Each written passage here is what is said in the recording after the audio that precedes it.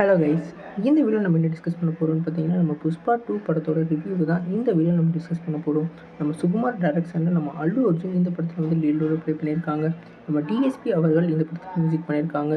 இந்த படத்தோட ஃபஸ்ட்டு வந்து கதைன்னு பார்த்தீங்கன்னா, நம்ம புஷ்பா அவர்கள் வந்து பார்ட் 1ல் வந்து நம்மளோட ஃபகத் ஃபாசிலை வந்து எதிர்த்து வந்து நின்றுட்டு இருப்பார்.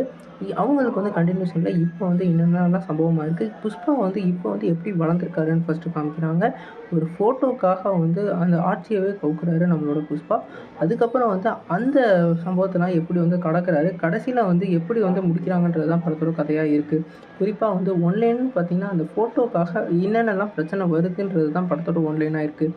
போன பாட்லேயும் பார்த்தீங்கன்னா, நம்மளோட ராஷ்மிகா மந்தனா வந்து தவறாக வந்து பண்ணியிருப்பாங்க. அந்த தவறுலேருந்து தான் அவர் வந்து இப்போ பெரிய பிரச்சனையாகி அதுக்கப்புறம் வந்து படத்தோட கதை நகரும்.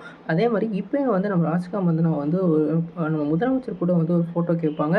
அதனால அவர் வந்து இரிட்டேட் ஆகிற நம்மளோட அல்லு அர்ஜுனுக்கு வந்து புஷ்பா அந்த சிஎம்ஏ வந்து கேண்டிடேட் மாற்றுற மாதிரியான சுச்சுவேஷன்லாம் ஏற்படும். அதாவது ஒரு ஃபோட்டோக்காக அந்த படத்தை வந்து எடுத்துக்கிற மாதிரி தெரியுது. குறிப்பாக வந்து புஷ்பா 3க்கு வந்து இவங்க லீட் கொடுத்த விதம் வந்து வேறு லெவலில் இருக்குது. குறிப்பாக வந்து ஒரு பாம் பிளாஸ்ட் பிரகாரம் வந்து எல்லாரும் வந்து குடும்பத்துலலாம் சேர்ந்துட்டாங்க. ஆனால் பாம் பிளாஸ்ட் வந்து நடக்கிற மாதிரி காமிச்சு புஷ்பா 3ன்னு வந்து லீடை கொடுத்துருந்தாங்க.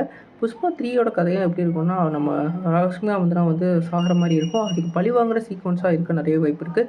குறிப்பாக நம்ம சுகுமார் வந்து எப்பயுமே வந்து ஒரு ஃபீமேல் லீடுக்கு வந்து ரொம்பவே முக்கியமான கதாபாத்திரம் கொடுத்துருப்பாரு. ஃபஸ்ட் பார்ட்லேயும் சரி, செகண்ட் பார்ட்லேயும் சரி, நம்ம ராஷ்மிகா மந்தனமோட பெர்ஃபார்மன்ஸ் வேறு லெவலில் இருந்தது. இந்த படத்தில் வந்து இன்ட்ரோலும் சரி, அதே மாதிரி கிளைமேக்ஸும் வேறு லெவலில் இருந்தது. நம்ம அல்லு அர்ஜுனுக்கு வந்து நிறையா பில்டப்ஸ்லாம் இல்லாமல் புஷ்பா 1 அளவுக்கு இல்லாமல் இந்த படத்தில் வந்து அவருக்கு வந்து செட்டிலான ஒரு பில்டப் மூலமாக கதையை வந்து வேறு லெவலில் நகர்த்திக்கிட்டு இருந்தாங்க. சாங்ஸ் வந்து நீங்கள் பார்த்தீங்கன்னா, கிஸ்கு சாங்குக்கு வந்து அந்த விசுவலாக பார்க்க ரொம்பவே நல்லா இருந்தது. வேறு வந்து சொல்கிற அளவுக்கு இல்லை. முக்கியமாக வந்து ரொமான்ஸ் சீக்வன்ஸ் இதெல்லாம் வந்து நிறையா வந்து காமிச்சிருக்காங்க. அதெல்லாம் வந்து சில ஆடியன்ஸ்க்கு வந்து சாட்டிஸ்ஃபை ஆகும். அதே மாதிரி ஃபைட் சீக்வன்ஸ் எல்லாமே நல்லா இருந்தது. குறிப்பாக வந்து ஒரு சீனை குறிப்பிட்டு சொல்லணும்னா, இவர் வந்து இன்டர்நேஷ்னல் ட்ரக் மாஃபியா மாதிரி வந்து ஒரு சீனில் வந்து இன்ட்ரோவாக கொடுத்துருப்பாங்க.